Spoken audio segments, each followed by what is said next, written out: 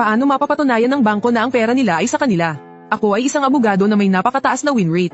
Kahit hindi ko galingan, kaya kong aipakulong ang kalaban. Kapag normal lang ang performance ko, kayang-kaya kong aipakulong ang kalaban pati na ang abogado nila. At kapag sinipag ako, pati ang hukom na nagpupukpok ng martilyo ay kaya kong aipakulong. Pero dahil sa isang aksidente, napunta ako sa isang parallel world. Ang bersyon ko sa mundong ito ay isang palpak na marriage lawyer. 2.5 taon na siyang graduate, nakatanggap ng 5 kaso, at natalo sa 4 sa mga iyon. Dahil doon, ako na napunta rito, ay walang natatanggap na kaso kahit kalahating buwan na. Nang wala na akong magawa at nagpaplano ng magpalit ng trabaho, isang matandang mag-asawa ang pumasok sa law firm. Bago pa man ako makatayo para magtanong, inunahan ako ng matandang lalaki at sinabi ang kanilang pakay. Abogado, ang anak po namin ay sospek sa pagnanakaw sa bangko. Gusto ka sana naming kunin para ipagtanggol siya. Sana ay mapababa ang kanyang sentensya. Nang marinig ko iyon, sobrang na-excite ako. Ang pagnanakaw sa bangko ay isang criminal case na. Ang ganitong klase ng kaso ay kadalasang hindi madaling hawakan. Pero ang kailangan ko ay isang kasong hindi madaling hawakan. Para sumikat ang pangalan ng law firm ko. Kaya pinakiusapan ko ulit ang matanda, na ilarawan ang buong pangyayari sa kaso. Ang nangyari sa kaso ay ganito. Biglang nagkasakit ang matanda at isinugod sa ospital para sa emergency treatment. Kaya inutusan niya ang kanyang anak na si Wang Li, na pumunta sa bangko para mag-withdraw ng pera para sa kanyang gamutan. Dahil hindi siya ang may-ari ng account, kailangan niyang patunayan sa bangko na anak siya ng matanda. Kahit nadala niya ang kanyang ID, birth certificate, at critical illness notice, hindi pa rin pumayag. Naging masungit ang mga staff ng bangko. Pinipilit nilang ang matanda mismo ang pumunta para patunayan ito. Kung hindi siya makakapag-withdraw. Pero sa mga oras na iyon, nasa ICU ang matanda at naghihintay ng perang pampagamot. Paano siya pupunta? Paano niya mapapatunayan? Habang nagtatalo sila, ay dumating na ilang magnanakaw. At ninakawan nila ang bangko. Isang magnanakaw, nalaman niyang kailangan ng anak ng isang matandang lalaki ng pera para iligtas ang buhay nito. Walang pag-aalinlangan niyang ibinigay ang isang bahagi ng ninakaw niyang pera dito. Sa mga oras na iyon, hindi na nakapag-isip pa ng maayos ang anak ng matanda. Agad siyang nagpunta sa ospital dala ang pera. Kalaunan, nahuli ang buong grupo. Dahil sa tinanggap na pera ng anak ng matanda, itinuring siyang kasabwat. Nahatulan siya ng kasong major robbery. Sinintensyahan ng 20 taong pagkakakulong. Nang maglaon, pumapela muli ang matandang lalaki. Ngunit sa kasamaang palad, pinanindigan sa ikalawang pagdinig ang naunang hatol. Ngayon, nasa pinal na yugto na ng paglilitis. Sa oras na magkaroon na ng pinal na hatol, hindi na maaaring umapela pa. At doon na magtatapos ang kaso. Nang mabanggit ang ikalawang apela, biglang nag-init ang ulo ng matandang lalaki. Ang abogado sa ikalawang pagdinig, nagmula sa isang sikat at malaking law firm sa Timog. Sinasabing siya raw ang pinakamagaling na abogado para sa mga kasong kriminal. Agad siyang humingi ng 188,000 piso bilang attorney's fee. Pero sa korte, 3 pangungusap lang ang sinabi niya. Opo, tinatanggap ng aming panig ang hatol ng hukom. Nanginginig sa galit ang matandang lalaki. Sa sandaling iyon, si Zhang Quifang na nasa tabi, ay mabilis na tinapak ang likod ni Wang Zizhong. At sinabi sa akin, Attorney Su, napakalaki ng epekto ng kasong ito. Nabalitaan namin na kung itutuloy sa pinal na paglilitis, maaaring ay broadcast ng live ang pagdinig. Hindi na kami nagtitiwala sa mga malalaking law firm. Marami kaming nilapitang maliliit na law firm pero ayaw nilang tanggapin ang kaso. Matapos kong marinig yun, lihim akong natuwa. Hindi ba't ito na ang perpektong pagkakataon para ma-promote ang law firm? Kaya't walang pag-aalinlangan kung tinanggap ang kaso. At nangako na kung hindi sila masisiyahan sa resulta. Hindi ako maniningil ng attorney's fee. Pabilis naming pinirmahan ang kontrata ng serbisyo. Sa sandaling iyon, isang babaeng college student ang pumasok. Magandang araw, Attorney Su. Nandito na po ako para mag-report. Matapos piliting alalahanin, sa wakas, sa mga alaala ng dati kong pagkatao, nahanap ko na ang impormasyon tungkol sa babaeng ito. Ang pangalan niya ay Li Zuzhen. Siya ang intern lawyer na tinanggap ng dati kong pagkatao. Dumating siya ngayon para mag-report. Si Li Zuzhen ay galing sa Law Department ng Lanzhou University of Political Science and Law. Isa siyang nangungunang 4th-year student. Nag-apply siya sa isang maliit na law firm para lang magkaroon ng karanasan. Andito ka na pala, Takto, samahan mo ako sa korte. Mabilis lang, mabilis naming nakuha mula sa korte ang mga kopya ng case files. Pagkatapos basahin ni Li Zuzhen ang mga dokumento, medyo nag-alala siya. Attorney Su, pareho po ang hatol sa una at ikalawang paglilitis. Malaki po ang magiging epekto nito sa final verdict. Maliban na lang kung may bago tayong ebidensya na kayang baguhin ang lahat. Dahil kung wala, malaki ang posibilidad na pananatilihin lang nila ang unang hatol. At saka, narinig ko po, na napakahusay daw ng public prosecutor sa kasong ito. Lagot na, ang unang kasong hahawakan ko, mukhang mabibigo pa yata. Sa isiping iyon, unti-unting napuno ng kawalan ng pag-asa si Li Zuzhen. Samantala, pagkatapos kong basahin ang mga dokumento, alam ko na ang gagawin. Ang magiging resulta ng kasong ito sa isip ko, ay halos sigurado na. Pero si Li Zuzhen, lubog pa rin sa kawalan ng pag-asa. Sa isiping hindi kami mananalo sa kaso. Habang nakatingin sa akin, pabulong siyang nagtanong, Attorney Su, matatalo na po ba tayo sa kasong ito? Marahan akong umiling, matalo. Hindi naman ng hold up ang anak ni Wang Zizhong. Paano tayo matatalo? Hindi ng hold up. Attorney Su, ano po ang ibig ninyong sabihin? Malalaman mo rin pagdating ng hearing. Sa ngayon, sikreto muna. Napangisi ako, at humakbang ng puno ng kumpiyansa. Biro lang, wala sa bokabularyo ko ang salitang talo. Bagamat na ko curious si Li Zuzhen sa sinabi ko, hindi na rin siya nagtanong pa. Mabilis siyang tumakbo para sumunod. Kahit na ang kasong ito ay halos napagdesisyonan na. Nagpasya pa rin ako, na unang puntahan ang anak ni Wang Zizhong, at ang grupo ng mga sospek, para pakinggan kung ano ang sasabihin nila. Ang kaso ng anak ni Wang Zizhong na si Wang Li ay palaging kontrobersyal.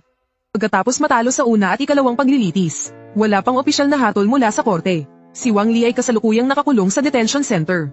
Hindi nagtagal, ipinatawag si Wang Li. Dinala ko si Li Zuzhen sa interrogation room. Masama ang itsura ni Wang Li. Pagkatapos ng una at ikalawang paglilitis, nawalan na siya ng pag-asa na mababawasan pa ang kanyang sentensya. Tumingala si Wang Li at tiningnan ako. Hello, attorney, sa tingin mo, may pag-asa pa ba ako? Napangiti ako, siguradong may pag-asa. Nangako ako sa mga magulang mo. Biglang tumingala si Wang Li.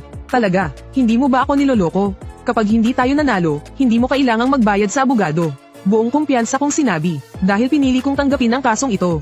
Siguradong mayroon akong tiwala na mananalo. Basta't makipagtulungan ka lang ng maayos. Hindi magiging problema ang pagbawas ng sentensya. Ang bigat ng pagbawas ng sentensya ay nakadepende sa sarili mong kooperasyon. Bahagya akong napangiti, mayroon akong buong kumpiyansa sa kasong ito. Makikipagtulungan ako. Nang makita niyang ganoon ako kakumpiyansa, madiing tumango si Wang Li. Isang sinag ng pag-asa ang muling sumibol sa kanyang puso. Sininyasan ko si Li Zuzhen na itala ang lahat. Nagsimula akong magtanong tungkol sa mga detalye ng insidente, at ang mga sagot na ibinigay sa una at ikalawang paglilitis. Pagkalipas ng kalahating oras, kontento akong lumabas mula sa detention center. Ang mga bagay na gusto kong kumpirmahin ay nakumpirma ko na. Naghahanda ng magsampa ng kaso. Bumalik sa law firm. Simpleng inayos ko lang ang mga materyales para sa paglilitis. Ipinasa ko ang mga inayos na materyales kay Li Zuzhen. Binuksan ito ni Li Zuzhen at tiningnan. Hindi sigurado, kinusat-kusot niya ang kanyang mga mata.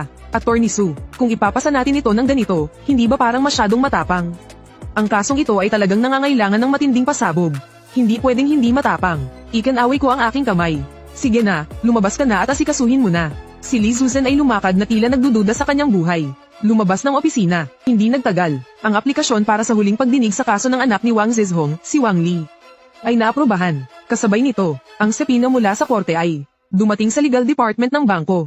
Nang matanggap ng bangko ang abiso mula sa korte, medyo nagulat sila. Ay daimanda ang bangko dahil sa hindi tamang pamamalakad na naging sanhi upang ang kliyenteng si Wang Li ay mahatulan. Humihingi ng kabayaran para sa nawalang sahod at pinsalang moral na nagkakahalaga ng 200,000 yuan. Anong ibig sabihin nito? Sa kaso ni Wang Li, ang bangko natin ang biktima rito. Hindi na nga natin hiniling sa korte na bigyan siya ng mabigat na parusa. Tapos ngayon, nakatanggap pa tayo. Ang sepina mula sa korte na ay demanda tayo. Ano to, lokohan? Yung magnanakaw pa ang may ganang mga tuwiran. Ang namamahala sa Nando Bank tungkol sa bagay na ito ay galit na galit. Agad na kinontak ang legal department upang seryosohin ang pag-asikaso sa bagay na ito. Kasabay nito, dahil sa mga natatanging punto sa kaso ni Wang Li, nagnakaw para iligtas ang ama, hinatulan ng 20 taong pagkakakulong. Ang paksang ito ay madaling maging viral sa internet. Ang opinyon ng publiko sa online ay puro paninisi sa panig ng bangko. Paano naging dehado ang bangko ngayon? Ganito ba talaga kapag nagwi-withdraw ng pera? Ang bibilis nila kapag pag-a-applyin ka ng credit card. Suportahan si Wang Li, kung hindi lang talaga dahil sa kabagalan ng bangko. Matagal na sanang nakapag-withdraw ng pera si Wang Li para pambayad. Hindi na niya kakailanganin pang magnakaw sa bangko. Oo nga, kapag magdedeposito ka ng pera, ang mga staff ng bangko ay parang mga apo mo sa kabaitan. Pero kapag ikaw na ang magwi-withdraw, para kang asong namamaalamos. Hindi nyo talaga naiintindihan ang hirap ng mga bangko. Ang totoo niyan, may mabigat ding dahilan ang mga bangko. Kung hindi, tingnan ninyo. Bakit sa tuwing may malaking withdrawal sa bangko, o may nawawalang pera, laging ang mga temporaryong empleyado ang may kasalanan?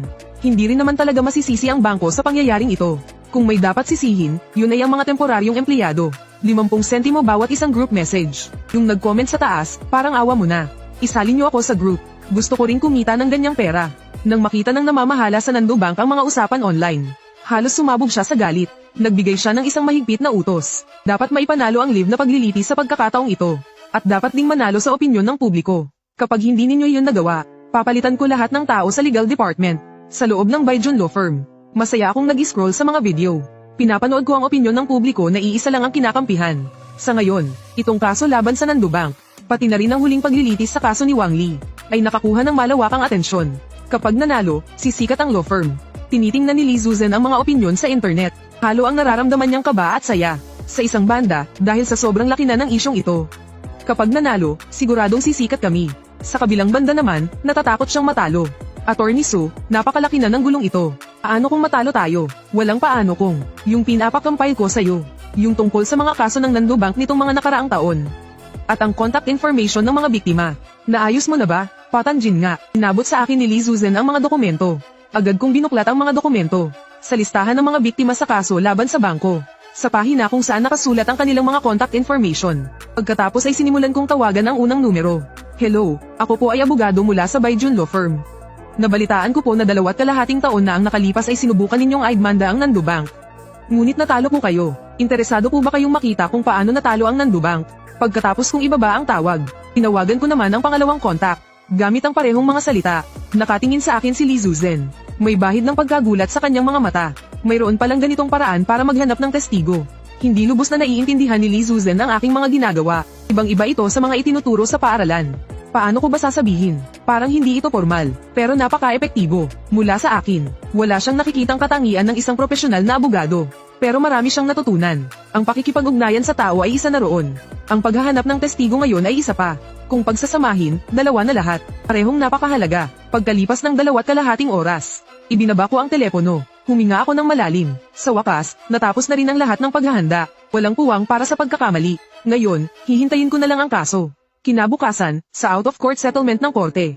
Gaya ng inaasahan, tinanggihan ng Nando Bank ang posibilidad na makipag-ayos. At ipinagyabang pa nilang siguradong mananalo sila sa kaso. Binaliwala ko lang ang pagyayabang nilang iyon. Sa labas ng korte, kahit sino ay kayang magsalita ng malaki. Magkaharap tayo sa loob ng korte. Doon malalaman kung ano ang tunay na laban. Tingnan nyo na lang kung paano ako mananalo. Mabilis na dumating ang oras ng paglilitis. Dahil sa kasong ito, malaki ang naging ingay nito sa internet. At may potensyal na maging balita. Bago pumasok sa courtroom, maraming mamamahayag ang naghihintay sa labas ng korte. Pagdating ng abogado ng Nando Bank, agad siyang pinagkaguluhan ng mga reporter. Ang humahawak sa kasong ito, ay isang batang abogado mula sa legal department na nasa mahigit 20 taong gulang. Na nagngangalang Limo, tumikim siya ng 2 beses. Puno ng kumpiyansa ang kanyang mukha, kung ikukumpara sa pagkakaguluhan ng mga reporter kay Limo. Mas tahimik naman sa panig ko. Halos walang reporter na pumansin. Ngumiti ako at tumalikod. Isinama si Lee Susan papasok sa korte. Habang naghihintay na magsimula ang paglilitis, medyo kinakabahan si Lee Susan. Attorney Sue, itong paglilitis natin ay live na ipinapalabas. Paano kung magkaroon ng problema? Paano kung? Walang paano kung. Maliban na lang kung sadyaing magkamali ng hatol ang hukom. Kung ganoon ang mangyayari, mas magiging malaking usap-usapan ang kasong ito. Sumili ang isang ngiti sa aking labi. Sinenyasan si Lee Susan na huwag mag-alala tungkol dito. Sa parallel world na ito, malaki ang pagpapahalaga sa batas. Ang batas ay may tunay na kabanalan. Lahat ay pantay-pantay sa ilalim ng batas. Walang umiiral na judicial bias. Kung mayroong pagtutol, maghain ng mosyon para sa rekonsiderasyon. At doon malalaman